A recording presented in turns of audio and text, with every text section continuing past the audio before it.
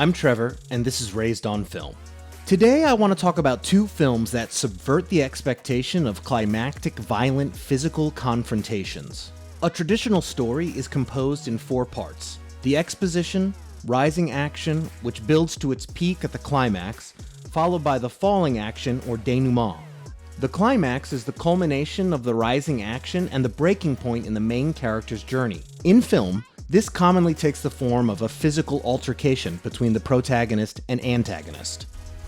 Alex Garland's Annihilation and Jordan Peele's Us are two films poised for such a climactic battle. Annihilation follows a team of scientists exploring an area called the Shimmer. The Shimmer is a prism, but it refracts everything. Not just light and radio waves. Animal DNA, plant DNA, all DNA. Yeah, simple stuff. Animals mutate or duplicate or absorb each other's DNA, plants turn into people, people turn into plants, bears roar like people screaming.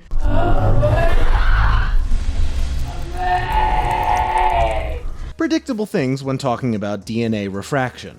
Strange creatures attack the team.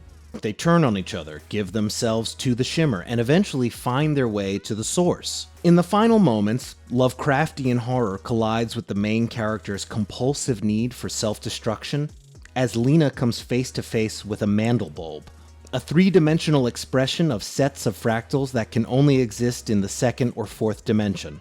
Again, really simple stuff. The film is trying to capture something beyond comprehension. To quote from the novel from which the film is based, Lena is no longer a person, but simply a receiving station for a series of overwhelming transmissions. She tries to flee, and the mandelbulb takes the form of Lena, and rather than them coming to blows, it mirrors her behavior for no discernible reason.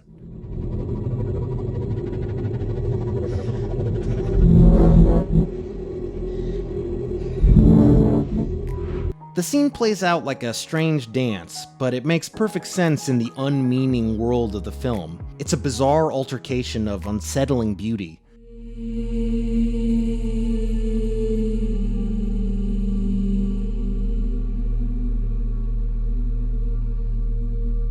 The film is suddenly charged, more so than ever, with the energy that anything is possible.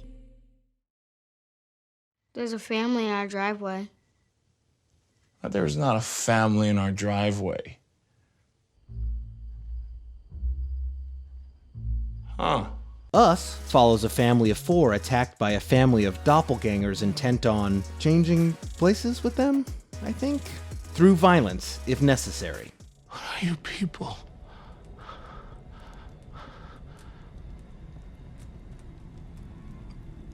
We're Americans. The whole thing is part of an elaborate plot for the world of underground doppelgangers to... it's a little unclear. After a long night of being terrorized, Adelaide engages with her double, Red, in an unconventional fight sequence interspersed with a ballet recital they shared when they were younger.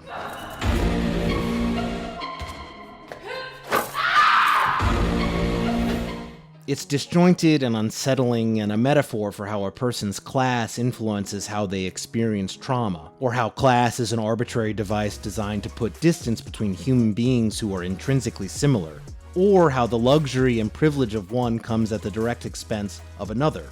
Or it's a metaphor for a dozen other things, or all of them, or none. That's the point. Us inundates us with so much information and narrative that the film collapses in on itself and this sequence emerges. Having these films culminate in traditional fights would have sufficed, but in both instances, the filmmakers found something grander, riskier, deeper, and more evocative.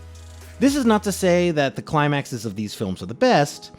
I personally think they both fall a little flat, but still, the feeling, mood, and impression of these scenes have been seared into my mind from the first watch. Countless other action films, which culminate in epic battle scenes with massive scale, explosions, crazy stunts, and such, have left much more minor impressions on me. Even a film as remarkable as Mad Max: Fury Road has a pretty forgettable climax. This is partly because the climactic final fight has become so pervasive that we have come to expect it, and studios often design entire films and sometimes franchises around them.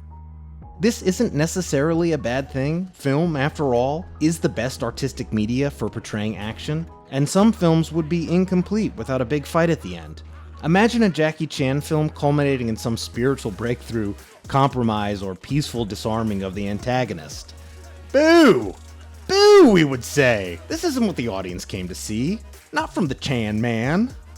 Setting aside the virtuosity of people like Jackie Chan, Tony Jaa, Donnie Yen, even Keanu Reeves and the like, most performers lack the necessary skills to pull off such a spectacular ending. Many directors, unable to capture it, lean heavily on CGI, but CGI, in my old-ass opinion, feels decidedly uncinematic and lacking in tension, weight, and relatability, and is barely more spectacular than a fireworks display. Damn. That's what they're doing with fireworks these days? That shit is fucking nuts. To be clear, a final conflict does not need to be huge, grand, half an hour long, and with tons of explosions, nor an avant-garde quasi-dance battle in order to be enthralling or dramatically satisfying. Sometimes less is way, way more.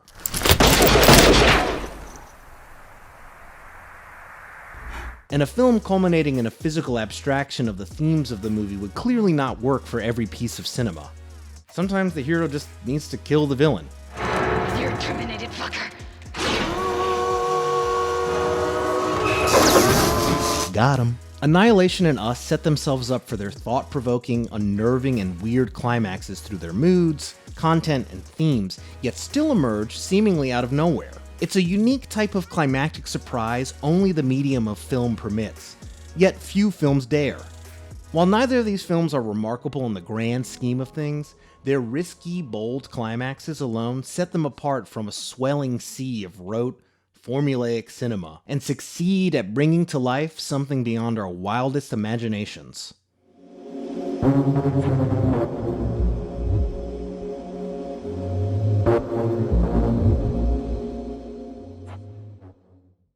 Thank you so much for watching Raised on Film. What are some other climaxes in cinema that you really like? There was a bunch that we wanted to talk about, so I'd love to hear what you think in the comments. Be sure to like and subscribe, tell your friends. Word of mouth is a great way for this to spread, and we hope you enjoyed watching, and we'll see you real soon.